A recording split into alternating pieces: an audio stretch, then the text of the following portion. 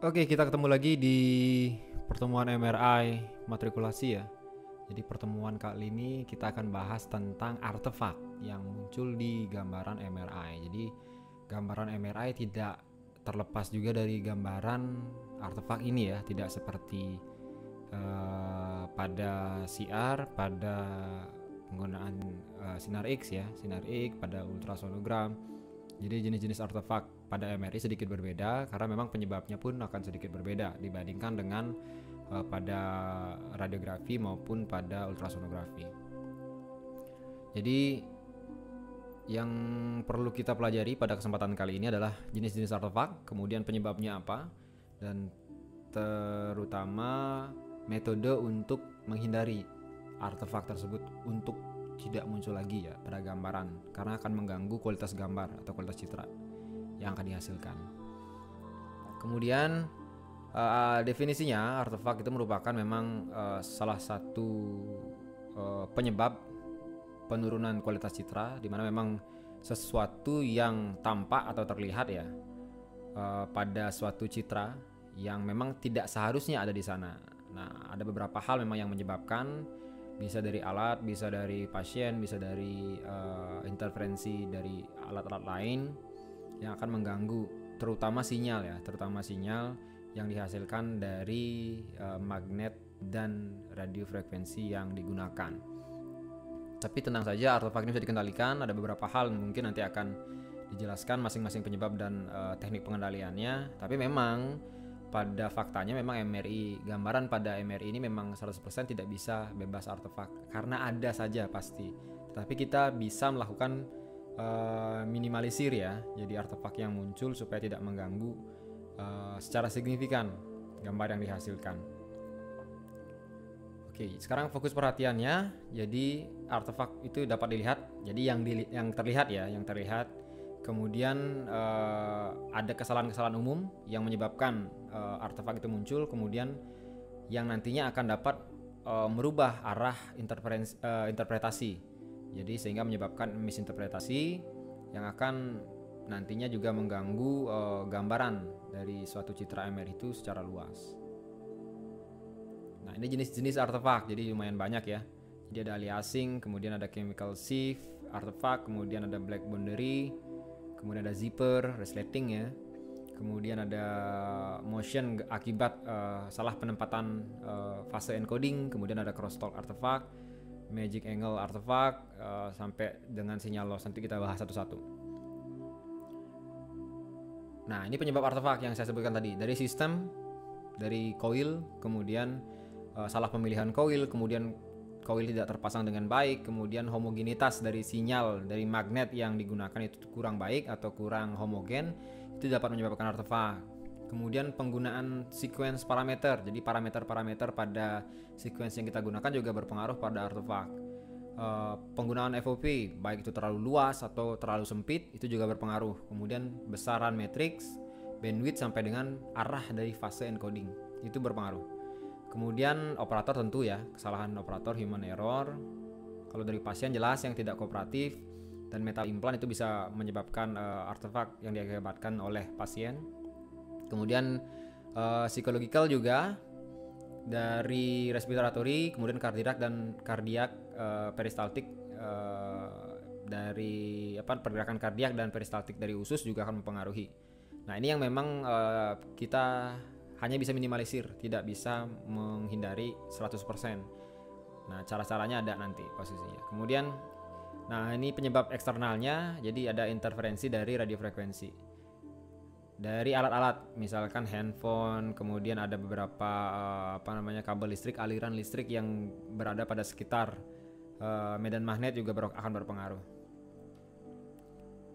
Oke, yang pertama dari pengaturan parameter.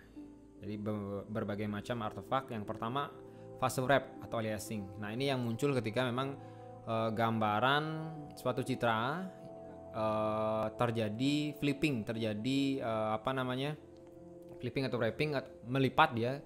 Gambaran di anterior bisa muncul di posterior atau sebaliknya, atau yang di kanan muncul di sebelah kiri, terjadi doubling yang seharusnya tidak ada, organ tersebut menjadi ada. Nah, ini terlipat sesuai dengan arah fase encoding biasanya. Nah, penyebabnya memang salah pemilihan arah fase encoding.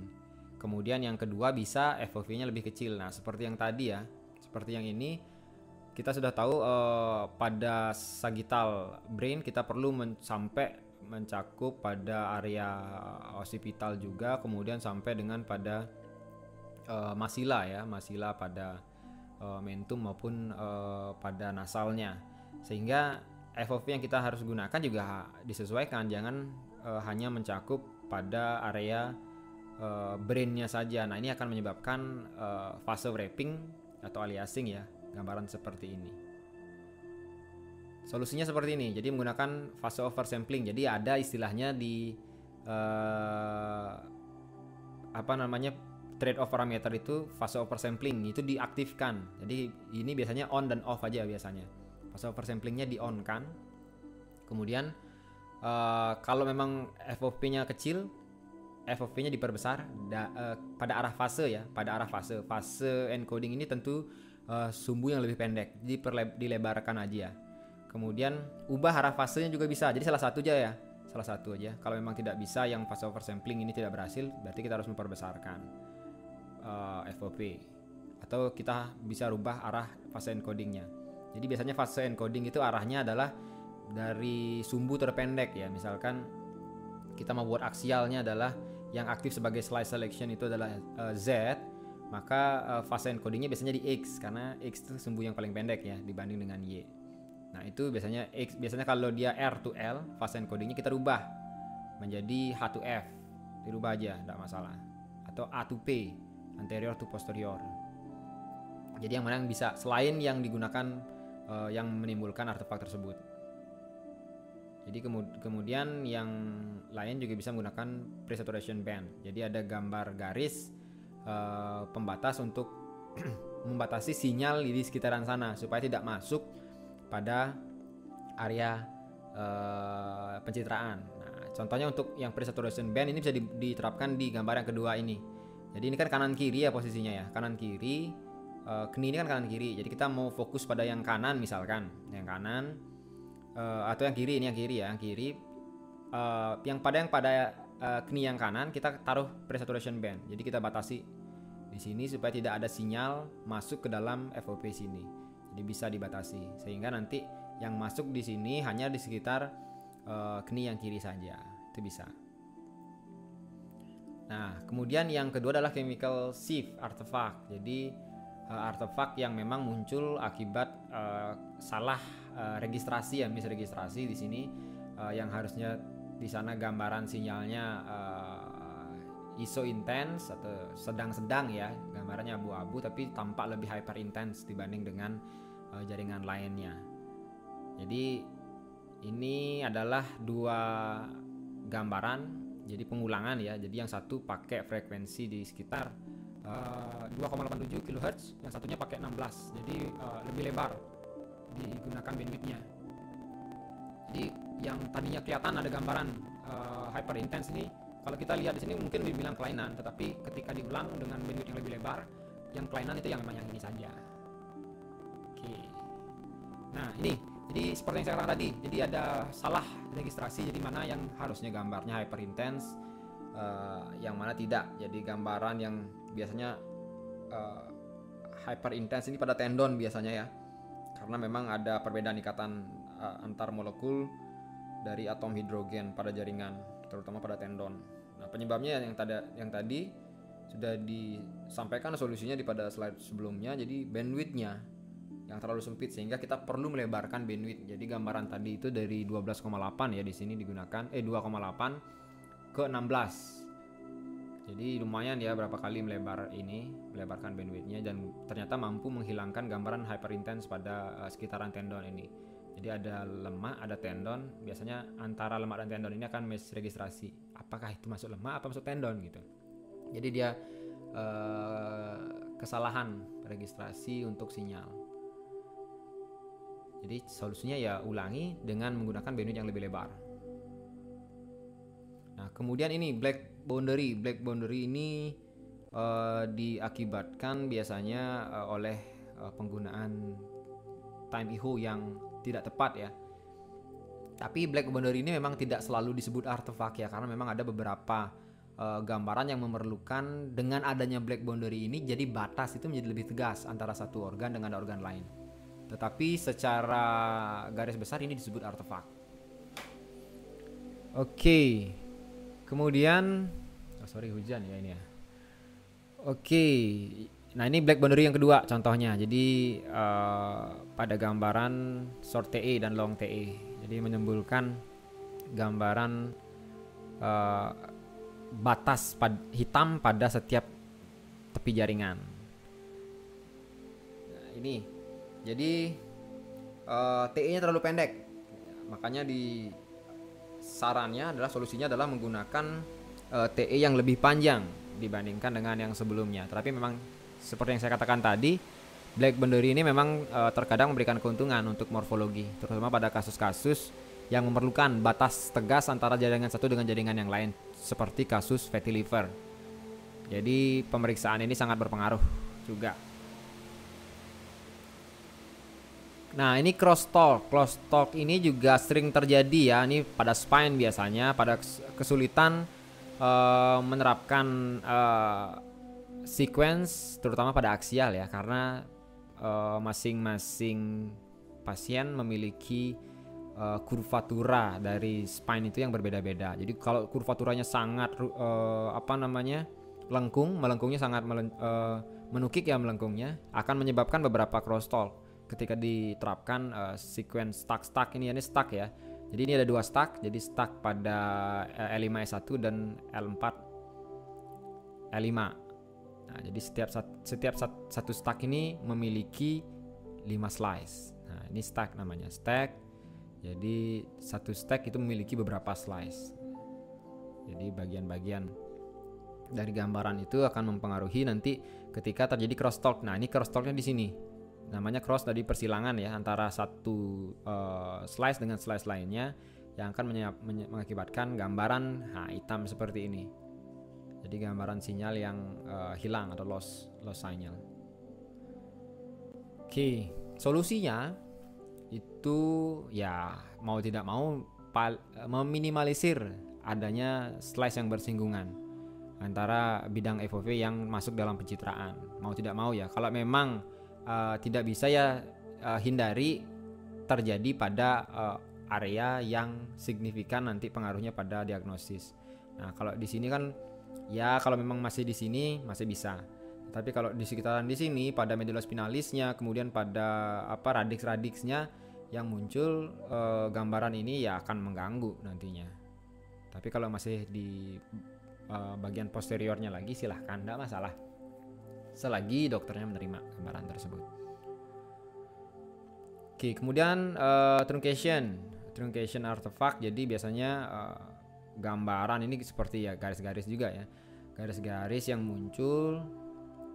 Jadi garis-garis ini ya, garis-garis memang diakibatkan dari penggunaan matriks. Jadi penggunaan matriks yang tidak tepat.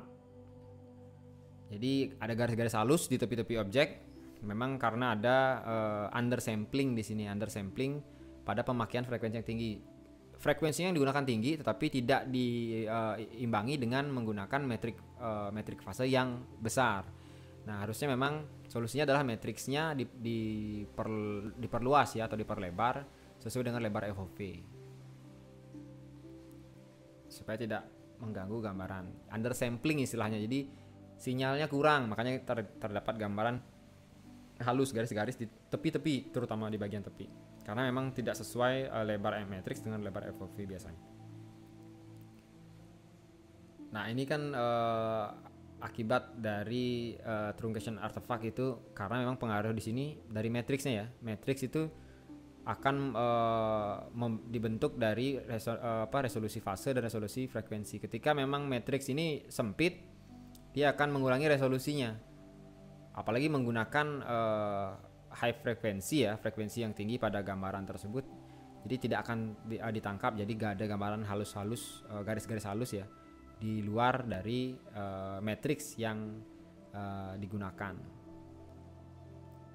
Nah, kemudian berikutnya adalah efek blur. Nah, efek blur juga dari penerapan matriks yang tidak tepat ya.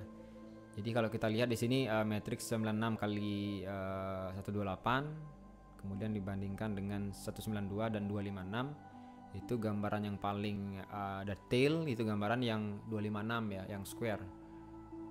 Nah, ini disebabkan memang matriks yang lebar pada nilai FOV tertentu. Jadi diperlukan misalkan ya. Jadi misalkan FOP-nya 25 kali 25, tetapi matriksnya yang digunakan lebih lebar dari itu. Jadi yang digunakan tidak square, karena FOP di sini kan square FOP-nya ya, 25 kali 25. Sedangkan matriks yang digunakan itu tidak sama antara panjang dan lebarnya. Nah, berarti ada area panjang yang tidak akan mengcover FOP atau tidak tercover di FOV di luar dari matriks tersebut. Nah, hal tersebut bisa mengakibatkan blurring pada gambaran yang akan dihasilkan.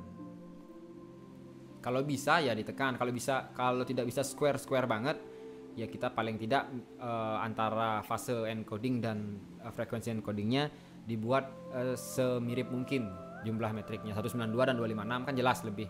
Makanya kalau di sini kita lihat yang 256 kan yang paling bagus. Karena apa? Karena memang dari FOP yang square, ini kan FOP-nya square ya. Matriks yang square pun akan mengakibatkan hasil citranya paling optimal dibandingkan dengan ini contohnya yang sangat jauh perbedaannya. Kalau ini masih bisa ditoleransi sebenarnya, masih bisa dipakai sebenarnya. Oke, kemudian artefak berikutnya adalah partial volume averaging. Jadi ada perata-rataan ya. Jadi pada slice thickness, jadi sama seperti penggunaan CT scan spiral ya. Jadi ada averaging ketika memang slice tersebut tidak terkena dalam suatu dalam suatu irisan. Jadi akan dilakukan perata-rataan istilahnya. Nah, ini dipengaruhi oleh ketebalan slice thickness kalau di MRI. Jadi kalau tebal 10 mili dibandingkan dengan 3 mili tentu akan menghasilkan detail dari, contohnya di sini adalah saraf ya. Jadi saraf akan lebih terlihat gambarannya dibandingkan dengan pada yang slice lebih tebal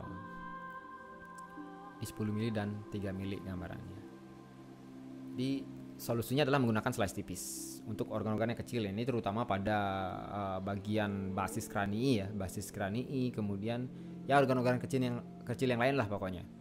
Jadi sama seperti gambaran CT scan, kita memang untuk lebih melihat detailnya organ-organ terkecil tersebut. Nah, kalau disebabkan oleh pasien tentu kan pergerakan, kemudian peristaltik, psikologis ya, fisiologisnya. Kemudian ini valid sampling. Nah, valid sampling ya jelas tidak terjadi sampling ya. Artinya gagal sampling yang diakibatkan otomatis pasti pasien claustrophob atau dia bergerak sehingga koilnya terlepas atau apa-apa. Jadi gambaran tidak terbentuk, ada noise, kemudian ada outline. Memang ada outline gambaran, dia berhasil melakukan scanning tetapi pada pertengahan perjalanan dia keluar. Bahkan belum pertengahan. Jadi pasien, nah ini penyebabnya, pasien mencoba mendorong koil, kemudian ada pasiennya juga claustrophob, jadi meninggalkan magnet pada pemeriksaan. Ini pernah, ini dan kalau kita tidak berkomunikasi dengan baik itu bisa terjadi. Tapi kalau memang pasiennya claustrophob ya setengah-setengah ya, dalam artian dia memberanikan diri tetapi ternyata ketika dilakukan pemeriksaan, pada saat pemeriksaan malah muncul claustrophobicnya itu. Bisa saja. Tentunya komunikasi ya. Komunikasi, kalau memang tidak kooperatif sama sekali ya pemberian sedatif. Jadi dilakukan pembiusan. Jadi untuk bisa memastikan lancarnya pemeriksaan, apalagi terutama untuk diagnosa yang memang sangat perlu MRI ini. Nah, ini berikutnya adalah partial blurring atau double organ. Biasanya ini bergerak. Sama ya, pergerakan. Jadi gambarnya tidak sempurna memang disebabkan karena pergerakan sesekali. Ini biasanya pada spine ya, dia capek, pegel, dia melakukan peregangan sedikit, Nah itu bisa mengakibatkan gambaran doubling dari organ yang diperiksa. Jadi terbatuk, nah ini ya terbatuk bergerak di tengah pemeriksaan, itu penyebabnya. Ya solusinya komunikasikan. Kalau untuk yang pasien pergerakan pasien yang disadari ya, jadi voluntary, itu harus komunikasi yang paling utama. Yang jelas kita harus ngulang karena gambaran sudah pasti jelas buruk ya gambarannya. Oke, nah random line biasanya ini terjadi juga karena beberapa hal memang, terutama pada pasien yang mengira sudah selesai, dia bergerak sedikit pada akhir pemeriksaan itu bisa. Oke, jadi nah ini seperti yang saya katakan tadi, jadi penyebabnya adalah ketika pasien memang bergerak pada beberapa detik di akhir pemeriksaan, di mana memang saat itu yang diisi adalah key space atau pada matrix atau pixel pada area-area terluar. Makanya yang muncul sini gambarannya adalah yang tidak sempurna itu pada gambaran terluar, dia bergerak. Oke, kemudian ya komunikasi, kemudian harus diulangi. Sebenarnya nggak mengganggu ya, sebenarnya gambaran itu memang kalau memang patologisnya tidak ada pada bagian tersebut. Ketika memang patologisnya pada bagian tepi, kemudian gambarannya juga meragukan, ya harus diulangi. Kalau respiratory motion, jadi pergerakan akibat pernafasan, ini kan involuntary ya, jadi tidak disadari. Memang beberapa hal bisa kita lakukan, dan memang MRI juga sudah menyediakan beberapa hal untuk menghindari terjadinya artefak akibat pernafasan. Jadi bisa menggunakan namanya respiratory trigger atau respiratory belt. Jadi kita melakukan pemeriksaan tersebut terutama pada abdomen ya, yang biasanya terlihat jelas. Jadi melakukan pemeriksaan atau scanning pada saat fase di mana tidak terjadi pergerakan. Jadi biasanya tarik nafas, dikeluarkan. Karena ada fase diam itu, nah itu dilakukan scanning. Kemudian biarkan tarik nafas, keluarkan, di scanning lagi. Jadi akan mengurangi gambaran artefak akibat respiratory. Kalau di sini dilihat memang agak blurring ya. Kenapa? Karena tidak bisa dipungkiri pada bagian abdomen ya, peristaltiknya tidak cuman pernafasan, tapi ada pergerakan usus, ada lambung juga di sini. Nah, akan menyebabkan gambaran juga tidak sempurna banget. Makanya tadi dibilang tidak 100% bisa menghilangkan artefak itu. Apalagi artefak yang involuntary. Seperti respiratory, kemudian ada kardiak tadi ya, dan peristaltik lainnya. Oke, kemudian artefak akibat menelan atau swallowing ya.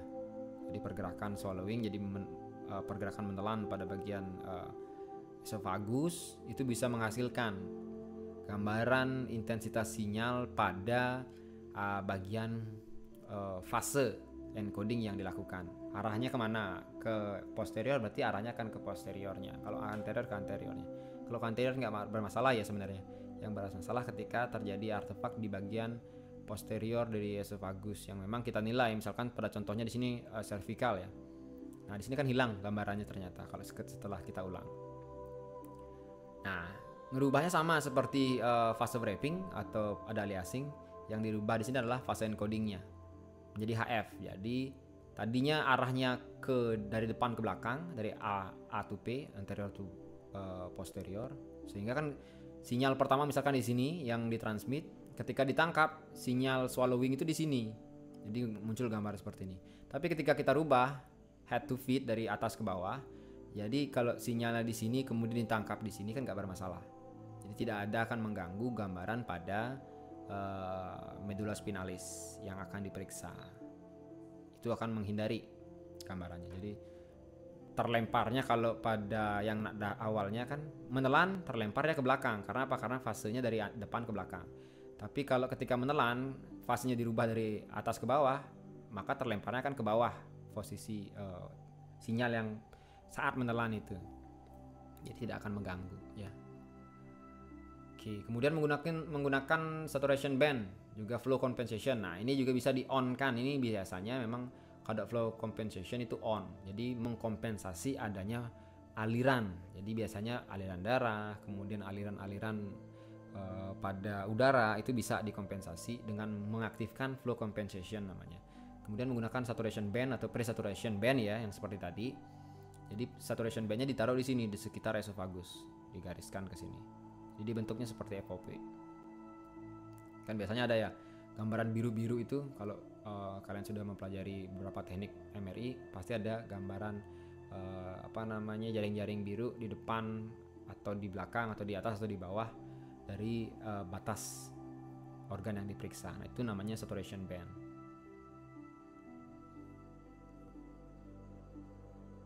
Nah, oke.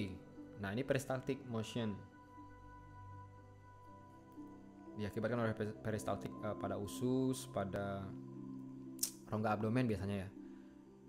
Jadi yang paling bisa diterapkan adalah menggunakan antispasmodik ya, terutama IV ya. Tipenya contohnya seperti Buscopan untuk mengurangi gerakan peristaltik pada usus itu. Dan salah satunya juga bisa menggunakan pre-saturation band.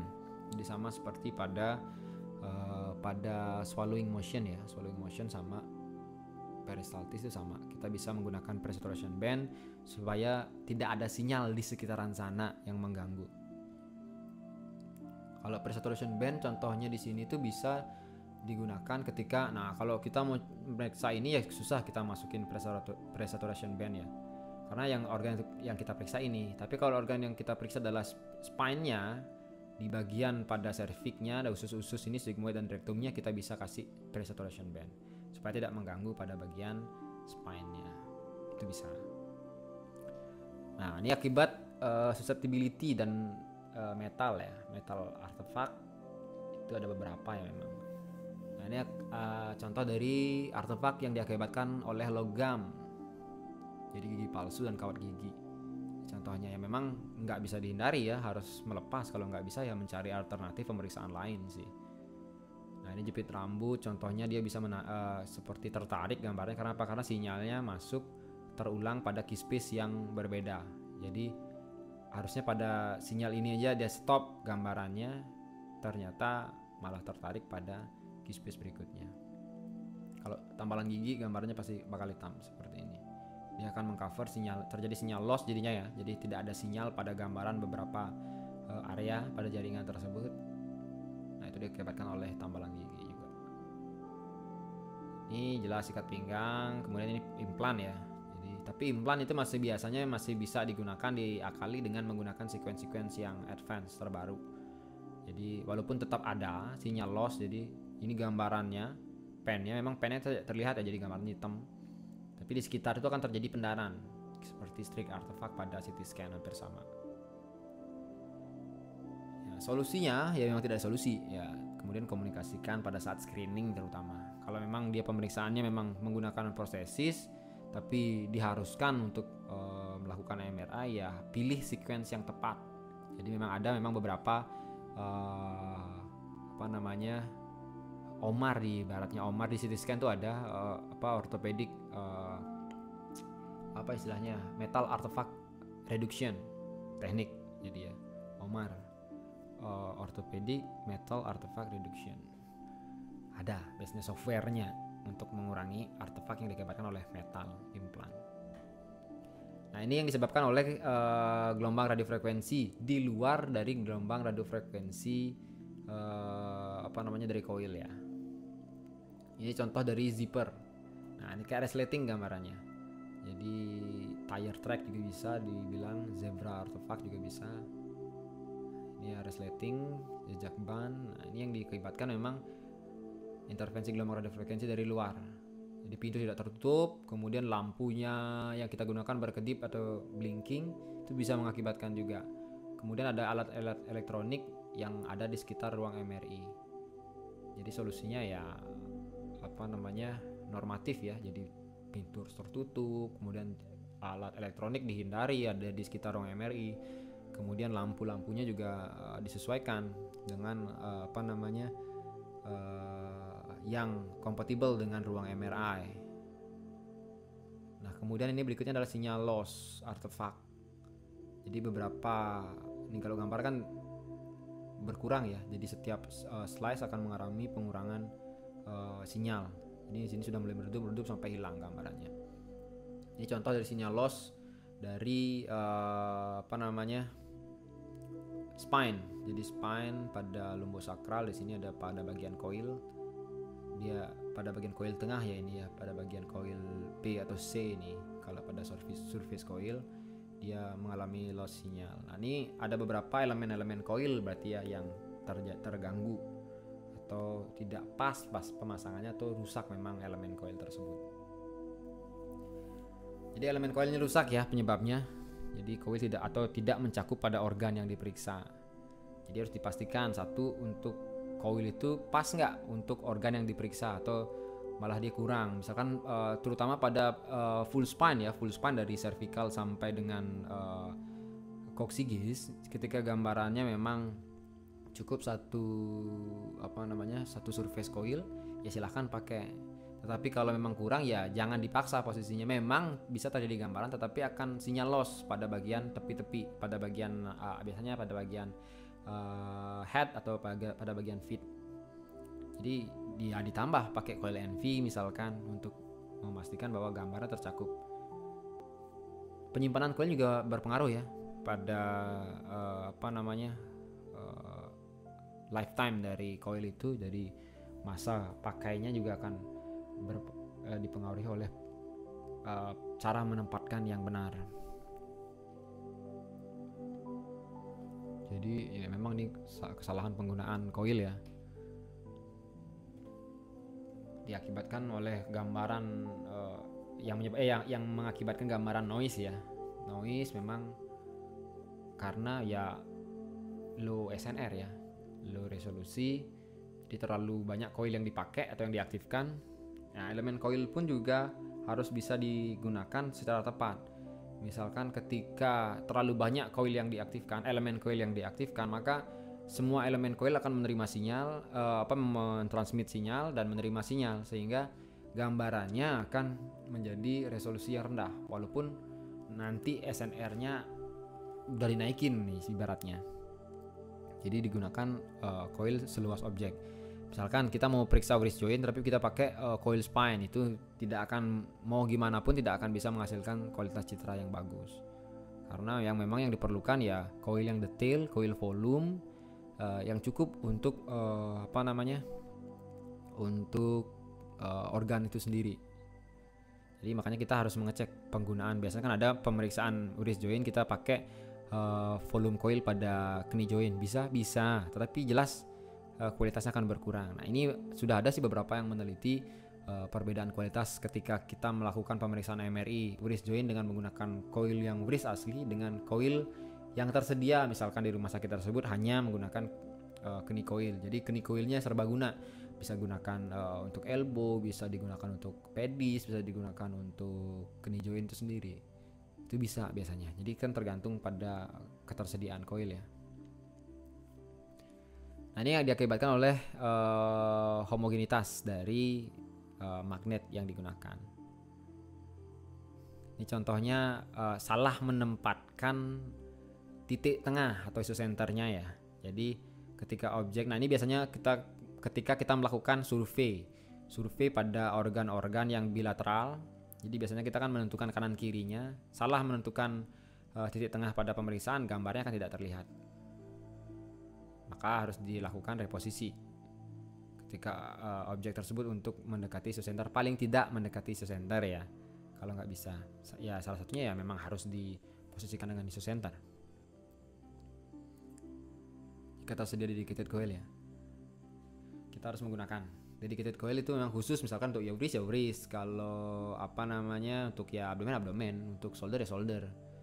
Nah, itu kan otomatis dia melakukan offsetnya akan berpindah, misalkan pada kanan ya kanan aja, kiri pada kiri. Tapi ketika kita menggunakan coil yang surface coil, kita menggunakan yang pass array, dia akan isosenternya akan menggunakan isosenter yang pada bawaan pada bore dari coil dari bore ya. Jadi titik tengahnya, sehingga kita yang harus menentukan menggeser posisi offsetnya supaya itu tetap ada di isosenter. Nah ini ya, artefak bisa timbul di mana saja, dapat menjadi gangguan potensial, dapat mengarahkan, namun bisa dihindari dengan pemakaian dan pengetahuan yang baik. Jadi pengetahuan ini saya harap bisa diserap supaya nanti ketika ada ini gambaran apa ya, kok bisa terjadi seperti ini? Oh ini, oh kok bisa pas terjadi wrapping ya, bisa jadi aliasing. Oh FOP-nya terlalu kecil, digedein ya FOP-nya. Oh fase encodingnya dirubah fase encodingnya. Oh oversamplingnya diaktifkan, ya diaktifkan oversamplingnya. Jadi banyak sebenarnya bisa ya. Oke, terima kasih untuk materi artefak sekian. Jadi terima kasih atas perhatiannya, semoga bermanfaat dan bisa diterapkan nantinya di lapangan. Sampai ketemu pada pertemuan berikutnya. Terima kasih.